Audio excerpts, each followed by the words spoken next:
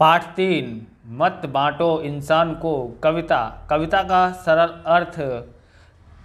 कवि दुनिया के लोगों से कहते हैं कि भगवान तो सबका एक ही है, परंतु तुमने मंदिर, मस्जिद, गिरजाघर आदि अलग अलग पूजा घर बनवाकर भगवान का बंटवारा कर लिया है। इसी तरह अलग अलग देश बनाकर धरती भी बांट ली है। सागर के भी अलग अलग हिस्सों पर अधिकार कर उसे भी बांट लिया है। अब कम से कम इंसान का बंटवारा तो मत करो। दूसरा अर्थ देखते हैं यहाँ पर। दुनिया में समानता की भावना फैलने की अभी तो शुरुआत हुई है। समानता का भाव पूरी तरह फैलने में अभी देर है। उसके लिए अभी बहुत प्रयत्न करने पड़ेंगे। बिजली की रोशनी अभी केवल धनी लोगों के घरों में ही है। गरीबों के झोंपड़े में अब भी दीपक ही जल रहे हैं। तीसरा देखते हैं। अभी सूर्य का संदेश प्रत्येक घाटी और मैदान को नहीं मिल पाया है। मानव समानता का विचार अभी दुनिया के बहुत से भागों तक नहीं पहुंचा है। धरती अब भी पहले की तरह हरी भरी, ऊपर नीले रंग का विस्तृत आकाश भी पहले जैसा ही है, लेकिन दुनिया में प्रेम की भावना अभी नहीं है। प्यार के बिना हरी भरी धरती वाला यह संसार भी जलते हुए रेगिस्तान जैसा है। हमें हर प्यासी चट्टान को प्यार के लिए तरसते हृदय को प्यार का शीतल जल देकर उसकी प्यास बुझानी है। छठा और सातवें का हम देखते हैं। समानता के सूरज का प्रकाश तभी सबको मिल सकता है जब सब लोग एक साथ जग जाएं और अपना दरवाज़ा खोल लें सबके घरों के आंगन में। तभी समानता का प्रकाश, समानता की भावना फैलेगी हर आंगन में। उसी तरह खुशी छा जाएगी जैसे बाग में बहार आती है। विश्व में समानता का भाव फैलने पर कोई भी जुल्म नहीं कर पाएगा। इसका प्रश्न नंबर 1 देखते हैं। निम्नलिखित प्रत्येक प्रश्न के उत्तर के लिए दिए गए विकल्पों में से सही विकल्प चुन करके उसका क्रम अक्षर प्रश्न के सामने कोष्टक में लिखिए। पहला है मजबूर कौन है? आंसर है डी, दीपक। दूसरा, कवि किसे न बांटने के लिए कहता है? बी, इंसान को। तीसरा है, किसके बिना जग सूना रेगिस्तान है? तो प्यार, ऑप्शन ए प्यार। चौथा है, प्यासी कौन है? ऑप्शन आएगा सी, चट्टान।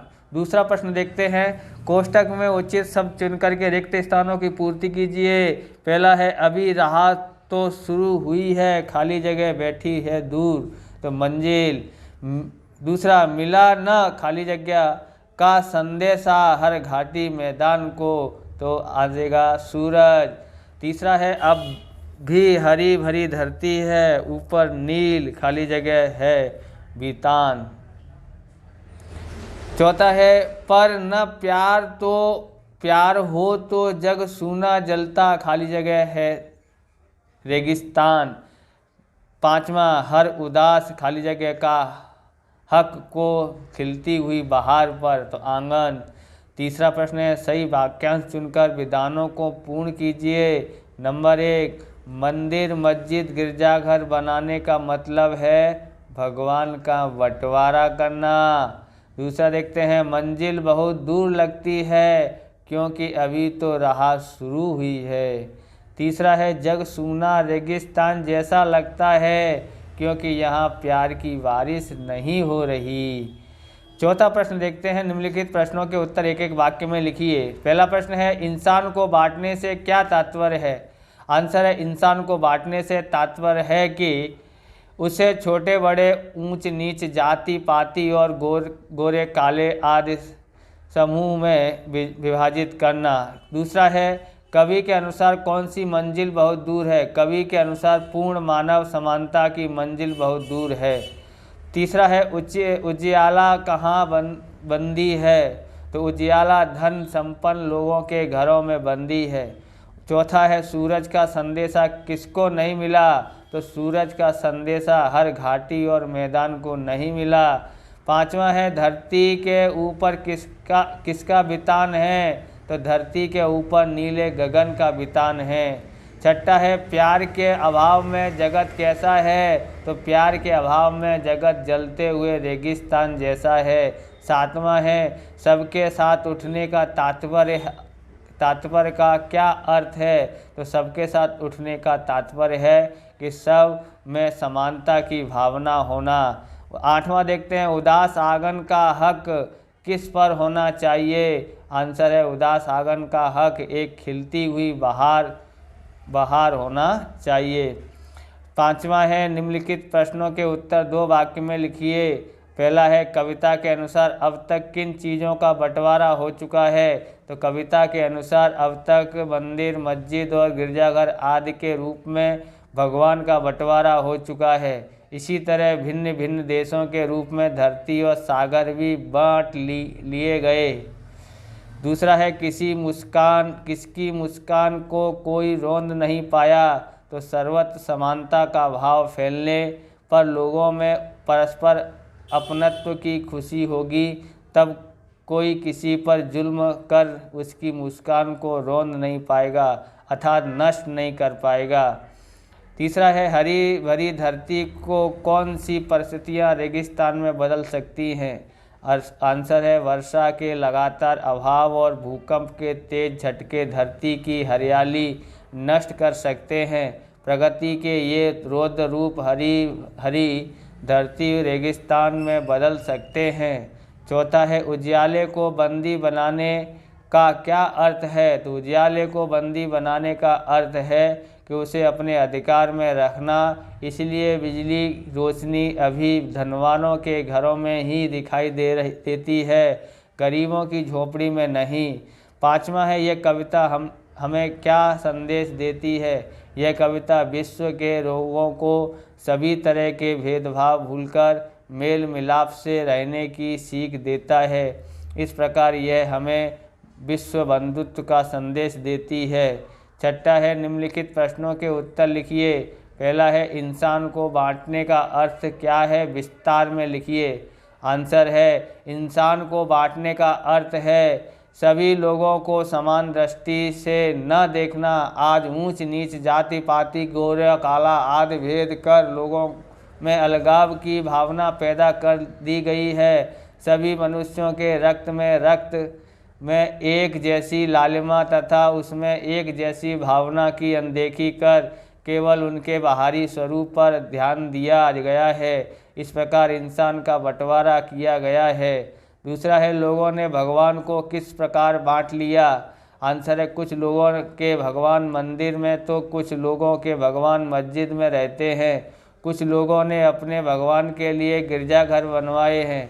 एक ही भगवान को लोगों ने अलग अलग ढंग से देखा है, वे उनकी अलग अलग तरीके से पूजा करते हैं। इस तरह लोगों ने भगवान को बांट लिया है।